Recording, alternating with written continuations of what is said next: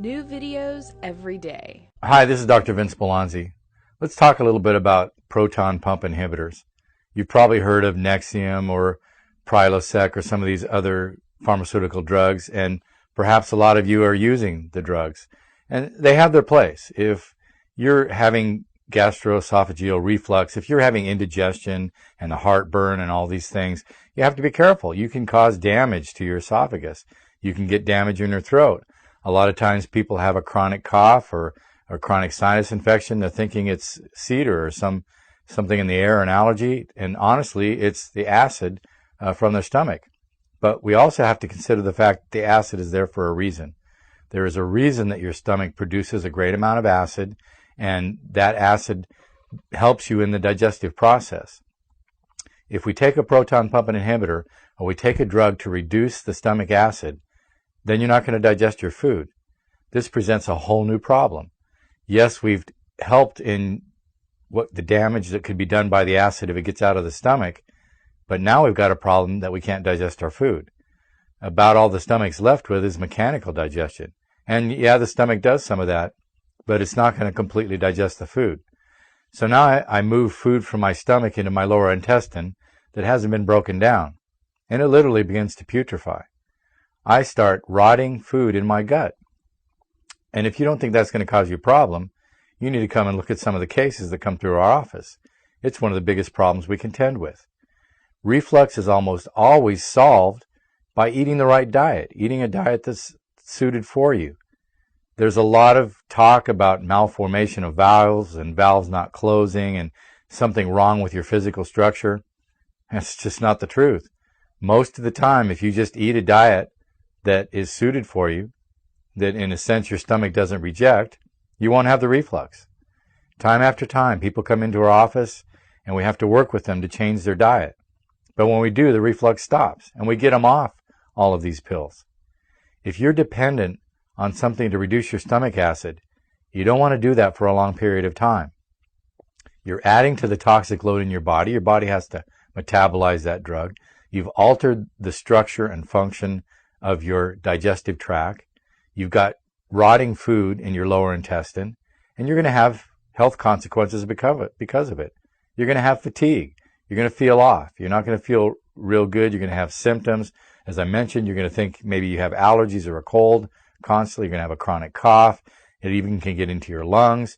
You've got this acid being transported all over, and just reducing the acid isn't the answer. So what's the answer? Like I said, better nutrition. Learning what your body is suited to eat. A lot of times we can look at some of the allergy tests that we do as a guide to what food is correct and what isn't. You can do a form of elimination diet. Find out what you can eat that doesn't cause indigestion. Don't follow the ads that tell you go out and eat the pizza and whatever you want to eat and then take the pill. That's not the way to do it. What you do is you find a food that's suitable for you. Find a food that your digestive system tolerates so you don't have the indigestion. It's silly to take a pill to alter the function of your body and make yourself sick. So it's not magic. You don't want to be dependent on that drug. We've talked about that before. I don't want you dependent on any drug. For a short-term fix, sure, use a proton pump inhibitor, weeks or months, hopefully just weeks, while you try to find out the solution. If you've already got damage in your esophagus or in other areas of your body because of the acid being out of its container, which is your stomach, then you need to do something. But it comes down to finding the right diet, to eating well. It comes down to taking care of yourself. The pharmaceutical drug is not a long-term fix. There are no pharmaceutical drugs out there that are designed for long-term use. We can make arguments about insulin and other things, but really, there's a strategy to at least reduce the use of a drug, and the majority of the drugs out there, again, are for short-term use, and once you're using a drug, once you've got a label, you need to turn it around.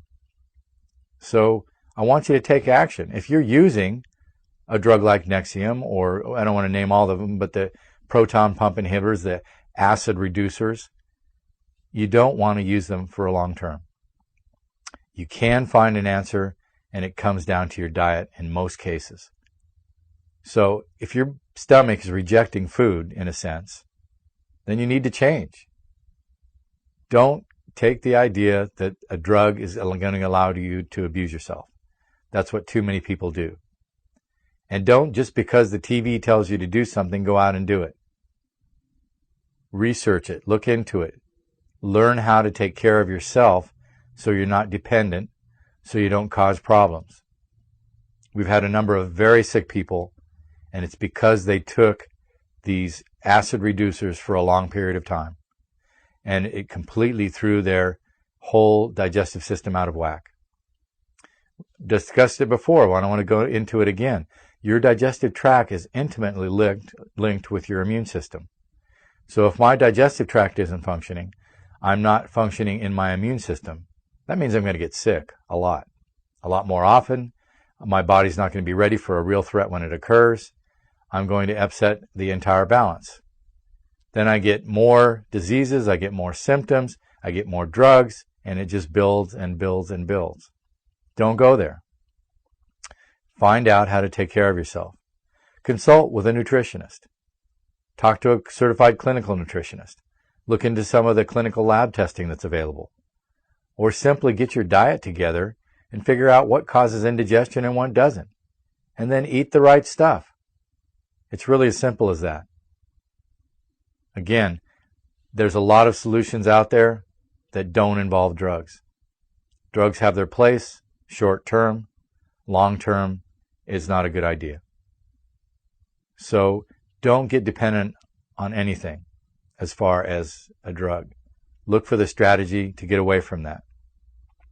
Don't interrupt your digestive system and alter not only your ability to get nutrients in your body, which is really important, but again, if you have that putrefying food, it actually is going to produce substances that are going to upset the balance even from that standpoint.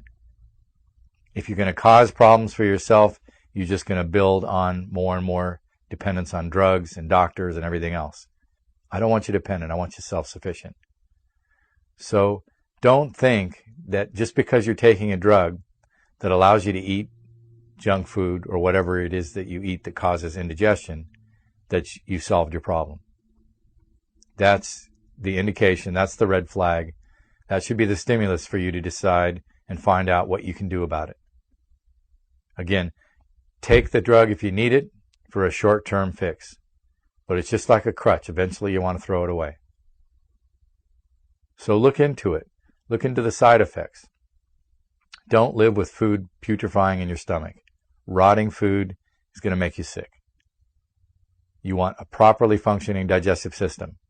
From the time you put something in your mouth and the enzymes in your saliva start working on it, and you chew it correctly, and it gets into your stomach, and the acid that's there is supposed to be there, starts breaking down the food, turning it into what's called chyme, and then it passes on to the lower intestine, all the way through to the end of the tube.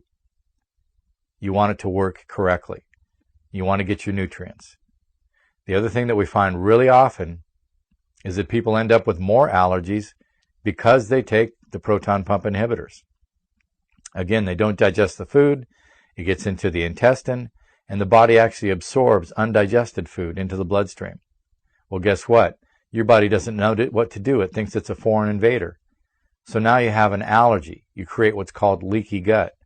You end up with this whole list of symptoms because you're reacting to even the food that you eat. You've caused the problem on your own. It's a self-caused problem. But it's something that you can turn around.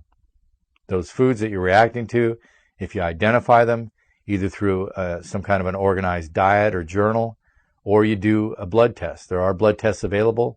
We do a couple in our office that are very helpful. But determine what the foods are that your body's now reacting to, that you're intolerant to. You take those out of your diet for a short time, and you can lose reactivity again to those foods. If you set up the problem, look for a way to fix the problem. So again, I'm always talking about taking care of yourself. Health is about being self-sufficient, and that means not dependent on drugs, surgery, doctors, any of that. you can and should take care of yourself. Doctor means teacher. Doctor means advisor. You can go get information. You can go have somebody to work with. You can have a guide, a mentor, whatever you want to call it. But you don't want somebody directing everything you do in your life. And the problem is that you start with that one thing, and the next thing you know, you're on 8 or 10 medications. Because one medication is there to fix what the first one created.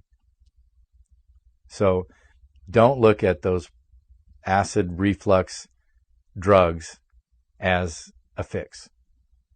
They are a short-term finger in the dike. And it's up to you to take it to the next level, to eliminate the dependence and solve the problem. You're the only one that can do it. You have to make better choices in what you eat, and you have to take better care of yourself. Activity makes a difference as well. But don't get dependent on something made in a lab. You should depend on good choices, the things that were designed to be used in your body, good food, real food, food close to its origin. So think about it. Take some action. Again, it's always a pleasure to talk to you. This is Dr. Vince Spallanzzi. Have a good evening.